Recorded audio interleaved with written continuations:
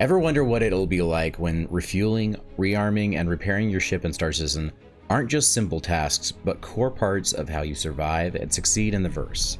As we get closer to the release of 4.0, the possibilities are getting more complex, and the risks could be even higher. Today we're diving into some mechanics that could really change how we keep our ships in top shape. I'm talking refueling, rearming, and repairing, 3 game loops that have already started to emerge, but could evolve into something way more strategic. Whether you're out in deep space running low on fuel, trying to fix your ship on the fly, or hunting down rare ammo for your next big fight, things could be a lot more detailed in the future. Keep in mind, much of this is speculation, so as always, take this with a grain of salt. Now let's break down some of my ideas of how logistics could be amazing in Star Citizen. And by the end of this video, if you enjoyed this discussion and feel I deserve it and would like to see more quality Star Citizen content, smash that like button and consider supporting the channel by clicking the subscribe button so you can stay informed. Now let's face it, keeping your ship running smoothly in Star Citizen isn't exactly the simplest task right now. And we're just scratching the surface. As the game grows, so will the complexity of these mechanics. Imagine the future where it's not just about landing at a station and clicking repair all. What if the very fuel you choose or the munitions you load drastically changes the outcome of your missions? One of the major challenges that we'll be facing very soon is being able to effectively refuel, repair, and rearm our ships in hostile environments, particularly in places like Pyro. Pyro will be a far more dangerous system, and players won't have the same conveniences or infrastructure that Stanton offers. Being able to repair or rearm your ship in EVA or on the surface of a planet, whether you've just taken some light damage or suffered a full soft death, is going to be essential for survival. Sure, we can currently repair our ships to a point, but it's somewhat limited. You can patch things up, but there's no comprehensive system that lets you fully repair or rearm in the field. In a place like Pyro, where resources are scarce and danger is around every corner, having the ability to get your ship back to full operational status without relying on a station or outpost is going to be a game changer. Now, if CIG can implement mechanics that allow players to manage their ship's maintenance effectively in these hostile environments, it could transform the way we approach combat and exploration. But for now, we're still waiting to see how they'll expand these systems. First off, let's talk about fuel quality. Right now, refueling is pretty straightforward, but what if that changes? Imagine a system where the fuel you purchase isn't all the same. You could have basic, low-grade fuel that gets the job done but leaves your ship running less efficiently. Maybe your quantum jumps take longer or burn more fuel. On the flip side, there's high-quality fuel, sourced from specific locations that make your ship run smoother, cuts down on travel time, and maybe even gives you a performance boost in combat. High-end fuel could become a hot commodity available only at certain locations or after completing specific missions. Now, these unique locations could also create a very PvP centralized environment where players are fighting over this resource. Suddenly, fuel isn't just fuel. It's a strategic resource you need to consider when planning long missions. This creates new gameplay around resupply runs and resource management. Now, there could also be various other qualities of fuel as well. It doesn't have to be restricted to just the 2 types. And speaking of risk, how about hazardous refueling? Imagine there are volatile fuel types that you can purchase, but refueling with them requires precise timing and maybe even specialized equipment. A misstep during the fuel transfer and boom, your ship's in pieces, or maybe your cargo gets fried. Picture the scenario. You're in a group mission and you've chosen to go with high performance and volatile fuel that could give your ship the edge in combat. However, refueling during the mission requires skillful maneuvering and the right timing, adding an element of tension. A failed transfer could leave you without a resupply ship, forcing you to either come up with a solution or call the mission off until you can get another starfare to meet up with your fleet. Another idea is special types of race fuels that give racing ships better performance and handling at the cost of not being able to equip weapons due to the higher volatility that could ignite if the weapons are used or equipped. This would create some differences between normal everyday ships and racing ships. For fleet operations, the potential grows even more interesting. Imagine larger refueling vessels like the Starfarer being able to connect to multiple ships at once. This could involve flexible fuel lines, and the crew members of that Starfarer could physically grab those fuel lines, drag them over to nearby ships, and manually attach them to the refueling port to begin the fuel transfer. Once the transfer is complete, they detach the lines and move on to the next group of ships. This kind of hands-on refueling process could create a very interesting dynamic for larger crews, making teamwork and coordination essential for efficient resupply operations. Not only would this make refueling more immersive, but it could also change how fleet dynamics work.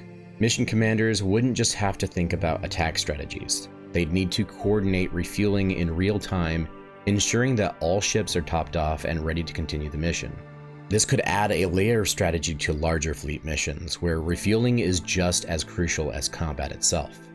Now let's explore a different approach to quantum fuel resupply.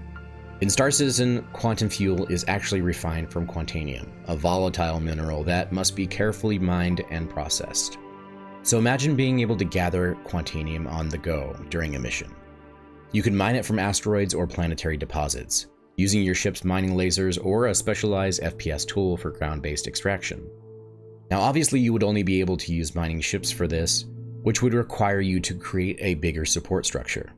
Once gathered, you'd need a portable refinery or onboard equipment to convert that raw quantanium into quantum fuel for your ships. This could create an exciting high-stakes mechanic, especially if the volatile nature of quantanium means that you have a limited window to refine it before it destabilizes. After all, the Arastra has a refinery on board the ship and has detachable cargo bags that are similar to the Mole. If the mounting points are similar to the Starfarer, for example, this could allow for a way to quickly transfer the bags from the Arastra to the Starfarer. Alternatively, there could be pockets of pure quantanium in space, areas where the mineral exists in its refined form. Ships equipped with hydrogen intakes could also modify those systems to process those quantanium pockets into quantum fuel, giving players another creative way to refuel without relying on traditional stations. Whether mining quantanium or scooping up pure quantanium from space, these methods would offer deeper, more immersive options for staying fueled during long journeys into unexplored or hostile regions. Now let's consider specialized ammunition types. Imagine that certain munitions like EMP missiles, seismic charges, or advanced torpedoes are only available at certain outposts or after completing challenging missions. Suddenly, rearming becomes more important than restocking. It becomes a quest for the best gear. Do you take the time to hunt down rare ordnance for your next big battle, or stick with the standard loadout and hope it's enough? These decisions could add a lot of depth to the gameplay, especially for players who love optimizing their loadouts for specific missions. Larger ships might need specialized drones or equipment to handle specific types of ammo, but there's even more potential when it comes to managing munitions. In fact, using cargo containers to store extra weapons, missiles, and missile racks is already in the game. However, the next evolution could make this process even more immersive and tactical. Imagine crew members or automated systems physically moving these stored munitions from cargo containers to your ship's weapon systems during a refit, or even having dedicated ordnance bays that serve as centralized hubs for rearming. Additionally, we could see the introduction of open physicalized missile racks, similar to how real-world military units store munitions. These racks would allow crews to physically see the missiles or bombs they have on hand, and quickly load them into launchers during combat or after a skirmish. This hands-on approach would add a whole new layer of realism and strategy to rearming. Managing the resources and munitions efficiently, especially on larger multi-crew ships, could make the difference between victory and defeat in prolonged engagements. And what if players could craft their own munitions? Imagine mining the resources you need and then crafting specialized ammo with different attributes, like increased damage but slower speed, or high accuracy rounds with lower range. This would not only add personalization to your loadout, but also introduce a new economic loop. Players could craft ammo, sell it on the market, or trade it with others. It adds a whole new dynamic to rearming, with resource gathering becoming part of the bigger picture. Alright, now let's talk repairs. Imagine a scenario where you have to dock your damaged ship at a station inside an asteroid field, near a black hole, or and a radiation zone. Getting there is a challenge in itself, and once you arrive, you have to decide. Do you stay long enough for a full repair and risk further damage from environmental hazards, or do you patch up the essentials and get out quickly? This could make repairs more strategic, especially in risky areas where you're vulnerable to more than just pirates. We could also see the introduction of repair drones that evolve over time. Now, it is CIG's intention to use drones in the repair gameplay loop, but we haven't seen anything or heard anything in a long time as far as their plans on when they want to implement it. Picture a fleet of drones that you or your crew can upgrade, making them more efficient or faster. Maybe they start out just patching up minor hull damage, but over time they learn to repair more complex systems, like shields or engines. Investing in your drone fleet could be key to surviving long expeditions, especially if you're flying a multi-crew ship where repairs need to happen on the go. And speaking of repairs, what if you needed specific materials like advanced composites or rare alloys to patch up your ship? These materials could be mined, salvaged, or purchased from traders, creating a new economic loop in the game. Players would need to carry these materials on long missions, balancing their cargo hold between valuable loot and repair supplies. This would add another layer of strategic depth, forcing players to plan ahead and prioritize what they bring along with them in their journey. It's already confirmed that with the upcoming engineering gameplay in 4.0, we'll be tasked with repairing specific parts of our ships like engines, shields, and other key systems. Now, there's no repair all option, meaning we'll need to address each damaged component individually. But what if the system went even deeper? Imagine that each of these ship components like shields or engines has subcomponents that could also take damage once the main component reaches 0 health. For example, an engine might have a fuel regulator, cooling system, or power couplings as subcomponents. If the engine is heavily damaged, these subcomponents could be destroyed or malfunctioning, and you need to repair or replace them before you can bring the main engine back to full operational capacity. This adds an extra layer of complexity to repairs, where players wouldn't just be fixing a single system using a repair tool. They'd be diagnosing and addressing the underlying issues that keep that system from functioning. It would make the repair process more involved, especially for multi-crew ships, and could require specific tools or materials for certain subcomponents. This kind of mechanic could deepen the engineering gameplay even further, pushing players to manage their ship's health proactively. It could also have even larger implications for crafting and blueprints in the future. So what does all this mean for Star Citizen?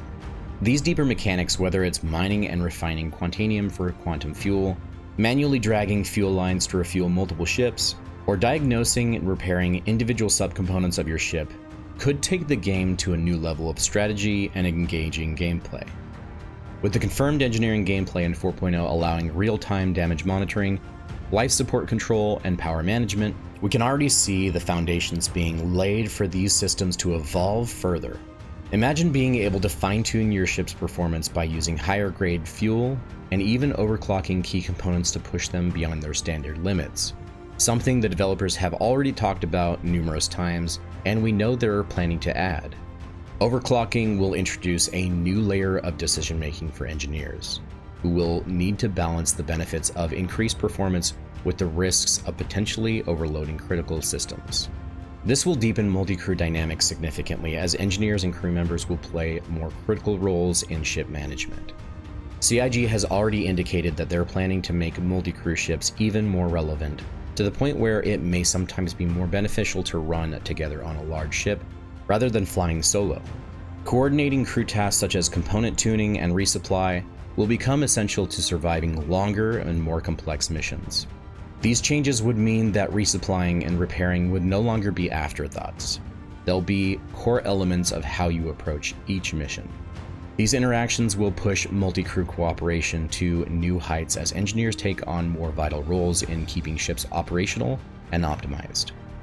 Now, this could also apply to single ships as well, where it wouldn't just be about multi-crew ships, but rather having a larger group that can support the entire structure. This is where Star Citizen truly begins to evolve beyond a space sim and into a full-blown space MMO. where every decision you make matters not just for your ship, but for the entire mission. In the end, the future of refueling, rearming, and repairing could add a wealth of new gameplay opportunities to Star Citizen. These features would challenge us to think ahead, plan strategically, and make decisions based on more than just combat, and no longer force players to rely completely on stations. Instead, they can take on the responsibility to create their own support structure.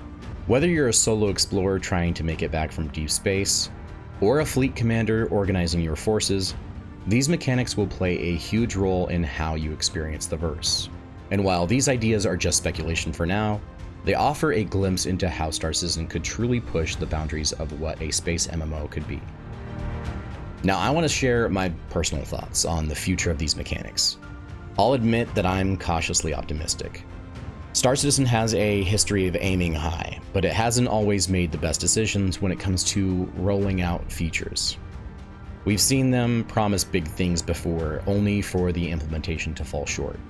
A prime example is Refueling, which has been largely unchanged since its initial release. Even now, it often doesn't work as it should.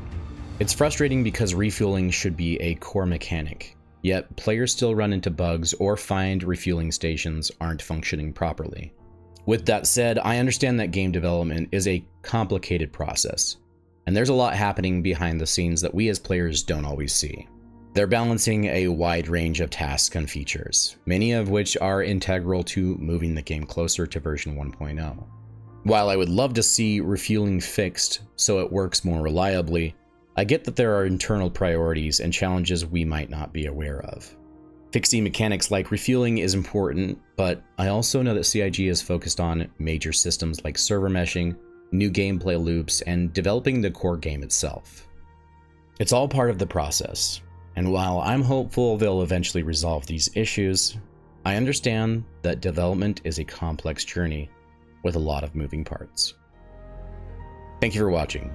If you enjoyed this dive into the future of Star Citizen's mechanics, smash that like button and subscribe for more updates, news, and speculation on Star Citizen. If you've enjoyed this video and want to support the creation of more content like this, consider becoming a member of the channel. Your support will help keep the discussions going and ensure that I can continue to provide in-depth analysis and updates on Star Citizen's development.